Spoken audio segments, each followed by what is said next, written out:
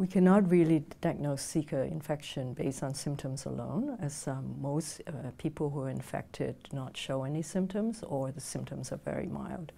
It's estimated that 1 in 5 infected individuals would show symptoms.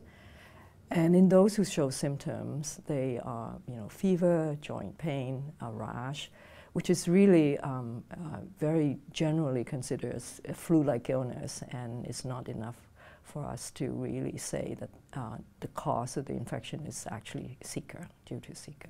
Right now, we have 2 types of tests that could help us with the diagnosis of Zika infection. One is to detect virus, and since the virus is only present in blood in the first 5 days after onset with symptoms, they could only be used during that time period. The other is to detect antibodies in blood in response to the infection, and that typically can be used around 6 days after infection. So Zika virus can be diagnosed and detected directly using a polymerase chain reaction or PCR test. This is a common test that we use for dengue virus as well, but the primers can be very specific to Zika virus. Unfortunately for Zika virus, the presence of the virus itself is difficult to recognize. The symptoms, clinical symptoms, can be pretty mild in the majority of people. And unlike dengue, where you get a very clear fever, which often signals the viremic stage, for Zika virus, this can be difficult to detect.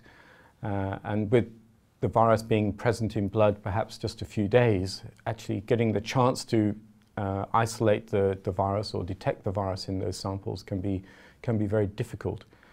We know that Zika actually can be detected in other samples such as urine and semen, and this then offers perhaps a longer window of time where we can do a diagnostic test.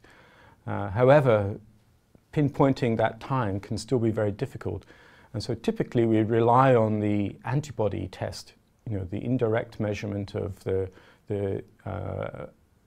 response to the infection as a way of actually diagnosing it. So Zika is actually very similar to dengue virus. It's not only transmitted by the same mosquito, but it's also genetically similar, and it actually in particular has a similar envelope protein, which is so related to the dengue viruses that it makes it difficult to distinguish them in many ways. This similarity causes problems with the detection, because antibodies that raise against dengue virus can also cross-react then with the Zika virus, and this is causing the communities a lot of difficulty in recognizing what actually was a Zika virus compared to a dengue virus. Right now, the situation is very difficult because without good tests that is accessible to definitely diagnose infection, we cannot make the association between, say, pregnant women who's infected and if their baby is born with microcephaly. The other is that we usually use antibody-based tests to try and look at the extent of the outbreak in a country. But since these antibody tests are cross-reactive and could be false positive or false negative, we don't have a tool to assess the extent of the outbreak. The similarity of that envelope protein, it makes the not only diagnosis difficult, but potentially a vaccine difficult as well. For dengue virus, there are 4 separate viruses, and people have known for a long time that you need to make a vaccine against all 4 of those viruses, because if you fail to make a good antibody immune response, neutralizing protective immune response against all 4 of the viruses, then you might end up with what's called antibody enhancement. That's where the antibodies from one virus, instead of protecting you, might lead to enhancement with a different virus. While we don't know yet whether Zika virus actually does cross-react sufficiently to enable this antibody enhancement procedure to occur for Zika virus, it's a good likelihood that it will, based on our diagnostic problems.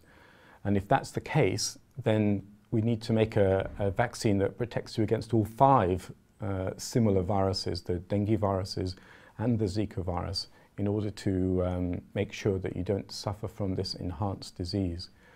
And we don't know yet whether Zika can enhance dengue or whether dengue can enhance Zika, and all of these things making a vaccine quite complicated.